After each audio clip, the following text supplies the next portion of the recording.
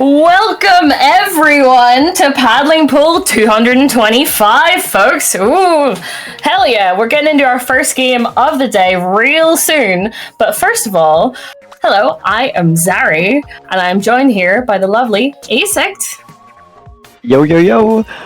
I'm excited for this set. This is the last tournament of this patch, I think. The patch drops in like 8 hours at this point. So this is going to be kind of the last thing that happens in this meta. definitely going to be a good send-off, especially the fact that we're playing on Clamblitz Brinewater. Wait, no. We're going to be playing with Clamblitz Barnacle first, and then Splatzone's Brinewater. Oh, Barnacle. Yes. Barnacle. Similar names. Dime. Oh, Similar yes, names. Of course. And if what I've been hearing is true, this is actually the first time you've seen Barnacle and Dime. Yes, You've never played on it. No, I've never commentated over it. Never.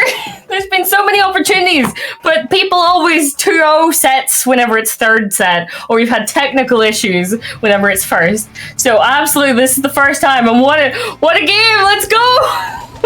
What are these teams bringing to the field? Let's see. Okay, Nautilus, Dually Sculptures. Dually Sculptures represent. Oh, okay. The rest of it is kind of like, yeah. Well, there's a Zuka in there actually. You don't see as much of that, but still, the rest of it's pretty understandable. But we'll have to see who's able to get the first push going. But it might be a bit of a stalemate for a bit. Yeah, that is the zap down on Ataru right off the bat. Not able to get their cooler out, so that's going to slow down their team considerably. Especially the fact that they have an E-leader, they're going to have to wait for that zap to get their special back, but that shot on Payback does get picked off. I didn't quite see by who, but that's going to give them just a little bit of a chance to start moving forwards here. Yep, yes, indeed. We can see them, Ataru that is, begin to take even more space and try and force Payback back into their spawn and build these power clam. But it does not seem like they're going to be able to hold that space for very long. And that's both teams with a power clam now. Yes, indeed. And we do have the cooler from Payback at the ready, so when they start pushing, they are going to be able to use that cooler into the E-leader and completely just deny them of getting value from their picks. Seeing that cooler come out, hopefully we're going to see Ataru start fighting here, but no, that crab tank is going to kind of lock them in there. A very considerable choke point on this map to try and get forward at that point, and the crab tank is going to be able to hold that.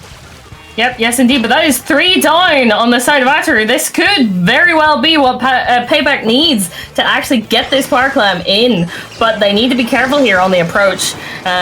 They are able to get that basket open, but can they get that second power clam in before it closes? Nautilus taking a really strange flank position here. The Dually Sculpture versus not Duel is always really fun to see, and the Dually Sculptures manages to win that. It's kind of a bad matchup for the weapon, so you really have to have a tip-top movement to dodge that. But they get caught out by that shot, but the shot manages to get traded out by the zap as well, or by the splash. Yep, yes, indeed. Ataru is back with very good space on the mid here and able to stop Payback from getting anywhere near it. That is 2 down for Payback. Even though 1 went down for Ataru, this is really not looking good for Payback. Ooh, but that zap, getting that pick is actually going to be pretty key. They do have the cooler at the ready. I would really try to pop it here. Your team is about to push. The chance is running out. They're moving ahead of mid, and they aren't going to use tactical cooler for this push. But they are pushing forwards here. The super jumps coming out from Ataru, though, going to add a little bit of chaos. It's not... The patch hasn't dropped yet. It's still a fairly underwhelming special. I do think it's interesting. There's also Zuka on the enemy team, so it's like they might be practicing for the new patch. But that is going to be a stalemate here. No one really got anything off of that. No, they didn't. And yet again, Ataru back in mid, back to taking the space in mid. But they need to be able to get even further forward here, though this might be that chance for them. Did you see that shot from the E-leader? That was really weird. Yeah, it was. It really was. But it does look like Ataru has super chumps at the ready. Payback has gone 1 down. Super chumps coming out, but no other specials to pair with them. They are a special that does like having another special at the ready as well. And that is going to be one player actually dying to the super jump. And so we are going to see this E-Leader moving forward, going to try to get this power climb in, but they are going to die in the process. Yep, yes indeed, but it the lead that Payback had was not really a lead, so it did not take them very much to get the lead at 71. But yet again, if you're still in the 70s, maybe even in the 60s, that's not a very strong lead at all in Clan Blitz. But no one else can get to basket. They could take the game. There's less than a minute left, but overtime is still very much a possibility here. Yeah, and Ataru has popped cooler, but they seem a little bit hesitant to move up here against Payback. The fact that they are popping specials at them now, and they have a whopping 20 clans at their disposal. Ataru needed to move up there, but the Zuka coming out gonna get 2 down. If they can carry this momentum, getting the other 2 down, that's a staggered wipe, and that is going to be a lead swap right here in a fairly significant one. There's 20 seconds left on the board, and Payback is scoring like there's no tomorrow. Yep, yes indeed. They very much could knock this out. They probably wouldn't need to, but they just need one more one more clam in that basket, and there we go. That is a knockout. But that was such a different ending to the game we saw the whole way through. It just seems that Atari there at the end just kind of lost their footing in that final push against them by Payback, and there you go. Yeah, it's because... I at least think it's because they were too hesitant to push up. They even had a tacticaler at their disposal, and they had it active. If they had gone for a fight in mid, it would have stalled out the game to potentially avoid that from happening. Them playing safe actually made it so they were less safe, paradoxically, there. Yeah, I agree with that. It kind of just meant that Payback could use all of their aggressive offensive ability to just push them back and keep pushing, and then kind of just get them off the field, and there you go. Easy push straight forward to but we will have to see how they use that aggression in Brinewater zones. Definitely a kind of strange map. I have heard this described as Evil Ink Blot by Weef. If you've heard of them. You've heard of Weef. You've heard of Weef and Pinky. They commentate here all the time. And this is Evil Ink Blot. But I still think it's that before, but it does make sense. Layout. It's the same layout as Inkblot. You have the 2 plats, and then you have mid. You have the drop into a flank that's like a pit that you can use to flank the enemy team's plat. You have the fact that it kind of leans towards longer range weapons a little bit too much. The 2 plats are a little bit close. It's Evil Inkblot. It's like Inkblot, except there's less places to move. It's a bit smaller. But I kind of like it still. It's fun for duelist cultures, which, I mean, if you haven't picked up on it, that is the weapon I play. That flank is very fun. I don't know what gave it away specifically, but that was kind of what the vibe I was getting. But yeah, I can see that working quite well for duelist cultures. Because yet again, with the longer range, kind of more open nature and the ability to roll, we might actually see I think it was Ataru? 7 Fox with the duelist cultures, I believe. If we don't see them pull it out on this map mode, I'm pretty sad. Because, there it is. We still get it, yes. And of course, I'm wondering if they're going to go for the funny flank. Because, oh, there they go. You can see the duelist cultures already off the bat going for that flank. That flank is really fun to do with duelist cultures. It's so fast. Okay. Need to get into the game, though. Crab Tank coming out from Ataru. The duelist culture actually managed to stall them out for that Crab Tank to come out fairly easily. And they are still down there, just stalling out this splatter shot, and they do get the pick. And they are going to be moving up here. Payback is 2 down, so we're going to have to see if they can get some work done. And that duelist culture is managing to push up, do a lot of duelist culture things, and that is going to be a fairly solid lead off the bat for Ataru, and the push is still going. If Payback isn't careful, they could easily get KO'd here, but ooh, that Zuka comes out, gets the insta-pick on that splash. The snap almost goes down as well, but the Wavebreaker comes out from Ataru. Tri-Strix coming out, though, as well, and that is going to be a zone flip, but it might flip back right here. Duelist Scorch is getting a pick, potentially 2 here, and that is going to be 1 down for both teams here, actually. Yep, yes, indeed. and that very much was not looking to be in Ataru's favor, but it was very easy for them to swing back in, especially with those Julie Sculptures, and cap that zone, making this incredibly difficult again for Payback to get back in, and to be able to get anywhere near the zone here, especially since those penalty points have just finished, so they're working on their actual points again. So Payback really need to get in and stop that as soon as possible. Yeah, and they do get the pick on the zap, I believe, before they can get a cooler, but it isn't quite enough. They don't capitalize on it fast enough, and that is going to be 2 down for Payback. This is really, really bad here. And this splash going down as well. Ooh.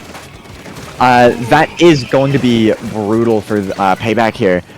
They need to get back into zone very fast. There's only about 10 seconds left before it flips, and before the lead, before it KOs. I can see the right thing. Yep, yes, indeed. And they're trying to throw everything at him, but there is not time.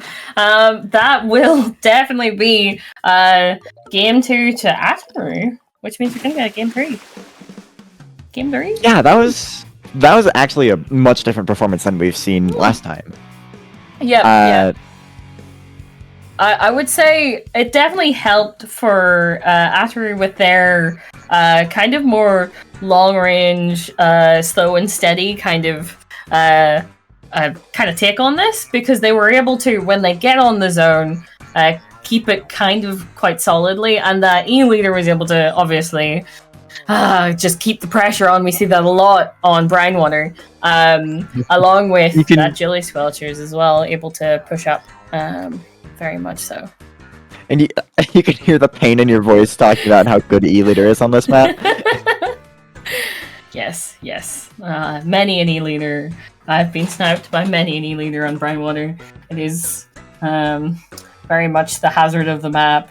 But yes, that does mean we do get a game 3, and we love to see a game 3, because often we don't. Don't get anywhere near a game 3. It's been 3 years since we've seen a game 3.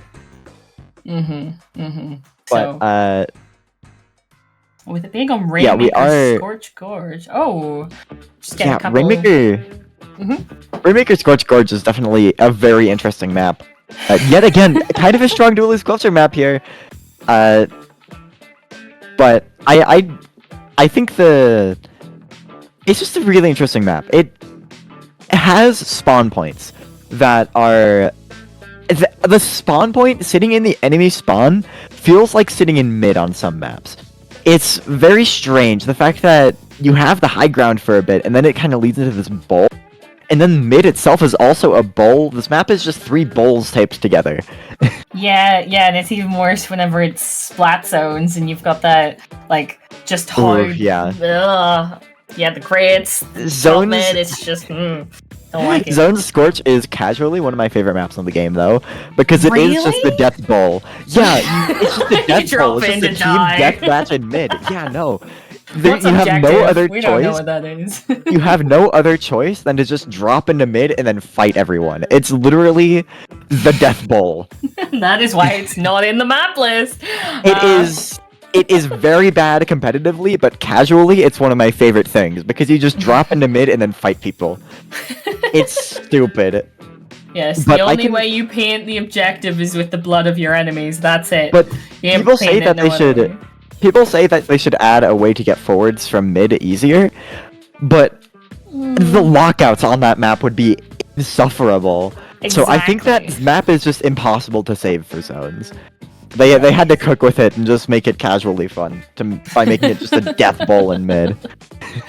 Yep, yes indeed. At least a bowl of someone in chat redeemed highlight my message to say the bowl of gladiators. That person knows what I'm saying.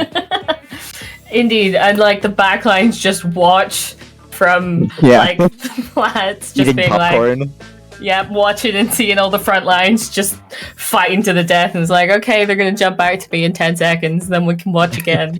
Be great. Yeah, playing backline on Scorch Gorge is a spectator sport. Really, truly Scorch is. Zone specifically. Yes. Well, Scorch pretty much anything else, very different. Yeah. And we're well with Scorch. especially Rainmaker. You can never be comfortable anywhere, really. You'd be in your spawn, and there's probably a carbon underneath you. Yeah. Oh, but it seems that Ataru is actually taking a lot of time on their comps. They seem really indecisive. All of Payback has been readied up for a while, but they seem hesitant. Both teams seem hesitant. Yeah, because it's all like, this is the tiebreaker. This is this is it. And it's all Scorch, Gorge, Rainmaker. It's Scorch, Rainmaker. I like this map. This is a cool map. It has flank routes. Did I just we're see seeing a the wiper? VDS coming out. And that then, is a vanilla wiper. Okay, and we've also got rid of the E leader as well. In favor of Payback's comp seems a little bit more tailored to kind of deal with the duelist cultures right now. Wiper also has a decently good matchup against DS.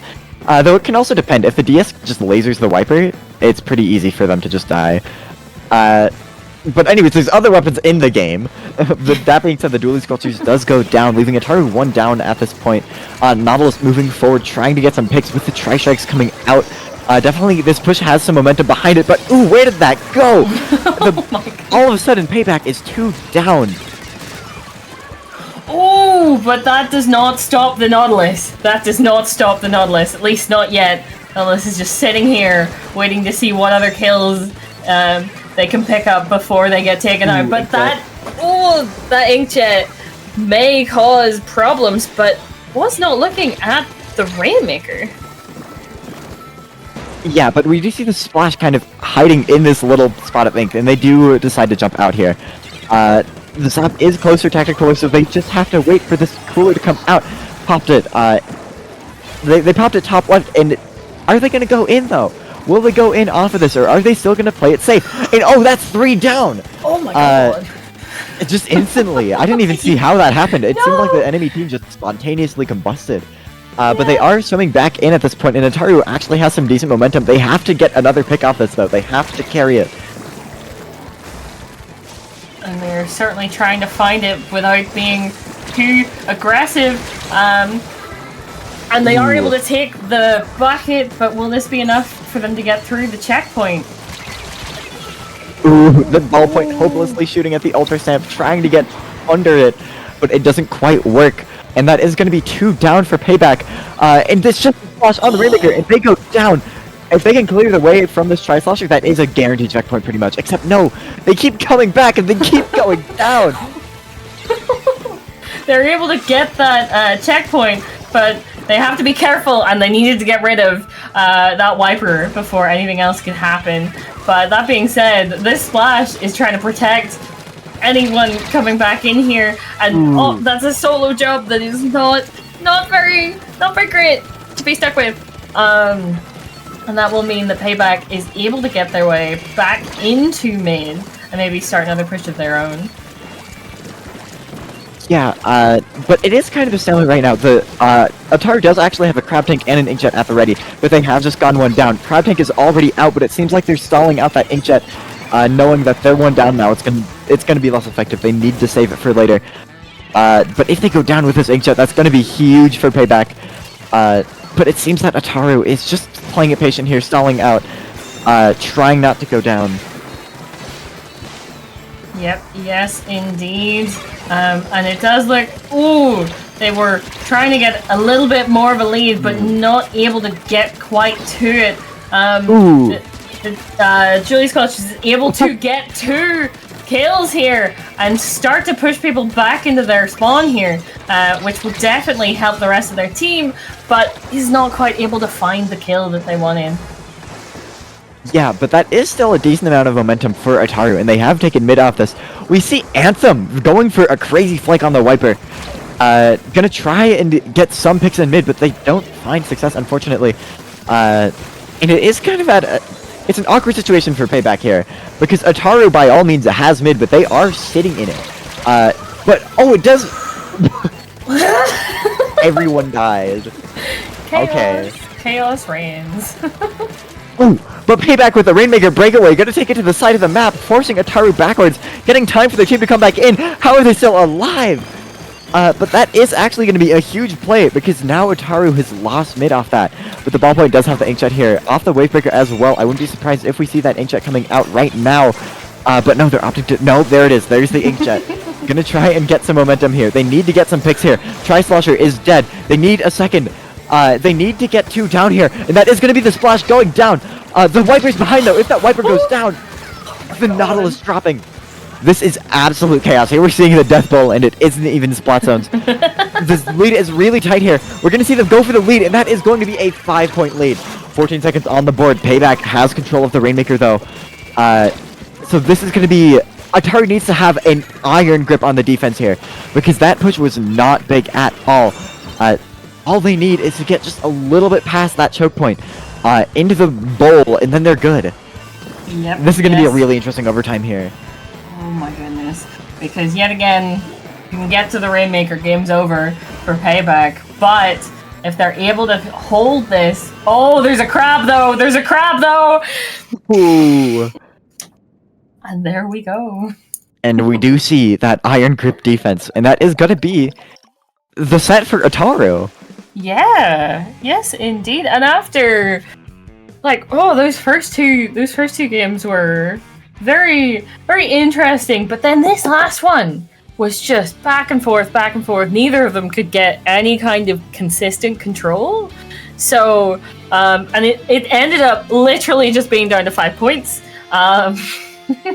Neither of them with, any really strong lead over the other. So, absolutely well played to both of those teams. You can understand why I went to a game 3. Yeah, for sure.